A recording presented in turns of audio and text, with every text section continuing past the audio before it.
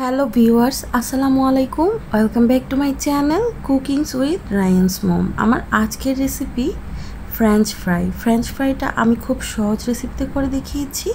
ধৈর্য ধরে সম্পূর্ণ ভিডিওটা দেখলে আপনারাও পারবেন আমার মতো এই পারফেক্ট ফ্রেঞ্চ ফ্রাইটি তৈরি করতে। আমি এখানে কয়েকটা আলু নিয়ে নিয়েছি আর আলুগুলো একটা পিলার দিয়ে আমি পিল করে নিব। আলুগুলো কিন্তু আমি প্রায় একই সাইজের নিয়েছি, দেখতে পাচ্ছেন একই সাইজের নেওয়ার চেষ্টা করেছি, তাতে করে ফ্রেঞ্চ ফ্রাইটা একই সাইজের হয়, দেখতেও অনেক সুন্দর লাগে। আমার পিল করা হয়ে গেছে, এখন আমি পরিষ্কার পানি দিয়ে ভালোভাবে ধুয়ে নিয়েছি। এখন আমি আলুগুলোকে ফ্রেঞ্চ ফ্রাইয়ের শেপ করে নিচ্ছি।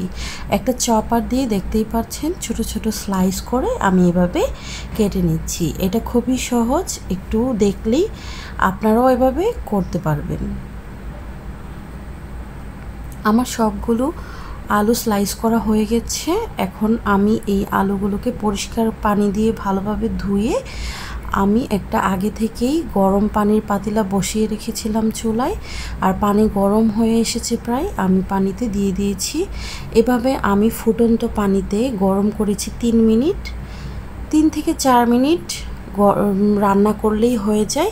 তারপর আমি সাথে সাথে নিয়ে ঠান্ডা পানিতে দিয়ে দিয়েছি, আর তারপর ঠান্ডা পানি থেকে তুলে এভাবে একটা প্লেটে ছড়িয়ে দিয়েছি, আর টিস্যু দিয়ে আমি একটু মুছে নিচ্ছি যাতে করে এক্সট্রা পানিটা না থাকে, শুকিয়ে যায়।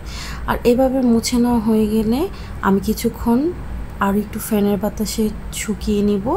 এই পর্যায়ে আমি দিয়ে দিব লবণ আমি এখানে 3 চিমটি ইউজ করেছি।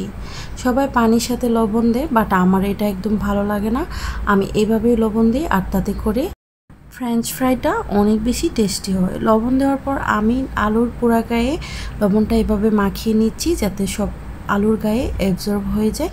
তারপর দিয়ে দিচ্ছি 1 টেবিল চামচ কর্নফ্লাওয়ারটা আমি দেওয়ার পরে একইভাবে আলুর গায়ে ভালোভাবে অ্যাবজর্ব করে নিব মাখিয়ে।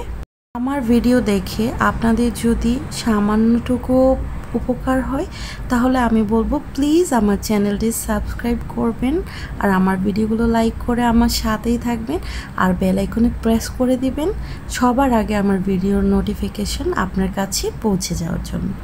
এভাবে আমার আলুগুলো অ্যাবজর্ব করা হয়ে গেছে। এখন আমি এই ফ্রেঞ্চ ফ্রাইটা ভেজে নিব। চুলায় আমি আগে থেকেই একটা সসপ্যান বসিয়ে রেখেছিলাম, আর তাতে তেল দিয়েছি। তেল গরম হয়ে গেলে আমি আলুগুলো ছেড়ে দিয়েছি আর ভেজে নিয়েছি 5 মিনিটের মতো।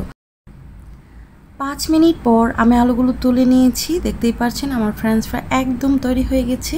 এটা অনেক বেশি পারফেক্ট হয়েছে গাইস। এভাবে ফ্রেঞ্চ ফ্রাই যদি একবার তৈরি করেন তাহলে দোকানের ফ্রেঞ্চ ফ্রাই কিনতে ভুলেই যাবেন। আজ বিদায় নিয়ে নিচ্ছি, আল্লাহ হাফেজ।